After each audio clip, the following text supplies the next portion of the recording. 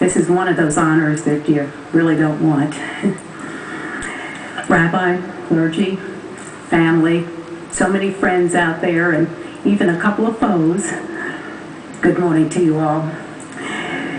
Sometimes in your lifetime, you're lucky enough to cross paths with someone who is so extraordinary, so singular, so unique, that you know there has never been anybody quite like them, and that is Marvin Zindler. But as unique as Marvin has always been, when you're with him every day, he's just Marvin. That is, until you realize you're losing him and what that all means.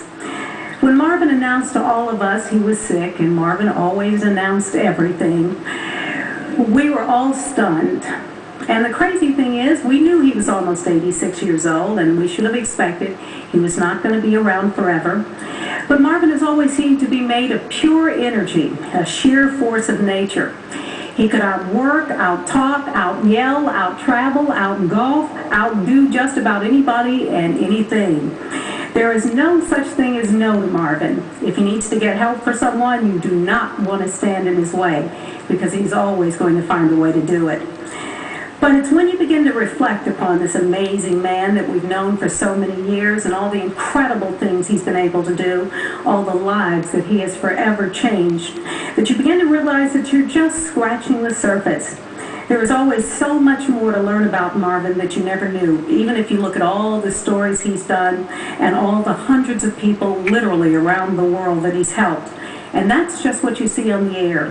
What we don't know is about all the thousands of phone calls that he's personally made, to resolve those letters that don't get on the air. I got to talking to Dave Ward, and he told me so many things about Marvin that even I didn't know, and I've known Marvin for so many years. Marvin was famous long before he came to Channel 13 as a Harris County deputy sheriff. But instead of a uniform, Marvin wore his tailor-made suits, often white on white, full makeup before he came to television, and of course, that famous silver toupee before he came to television. He had his own handcuffs that he carried around with him, made for catching crooks, including mink ones for lady fugitives. They were all designed to help him get his picture in the paper or on television. Naturally, Marvin always knew how to be a good showman. Even then, Marvin was fighting for the little guy, though. He set up the consumer division in the sheriff's department, working with the DA's office, but he made too many powerful enemies, and he got himself fired by the sheriff's department. The next day, Dave got him hired at Channel 13, and the station never knew what hit him. For the next 35 years, Marvin has turned consumer reporting on its head, breaking every rule in the journalistic book. But Marvin never saw himself as a journalist, as producer Laurie Reingold tells it. He saw himself in show business. The real truth is, though, that Marvin considered himself to be a champion for the little guy, the one person who always stood up for what he believed was right.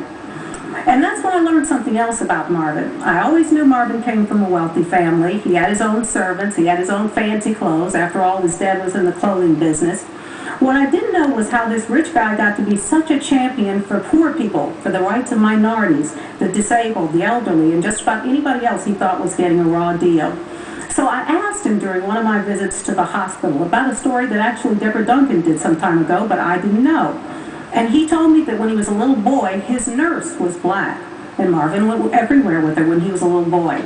That meant the back door of the movies, that meant the balcony of the movies, I should say, the back door of the restaurant, the back of the bus. In other words, he knew what it felt like to be black and discriminated against, and he never forgot it, even 70 or 80 years later.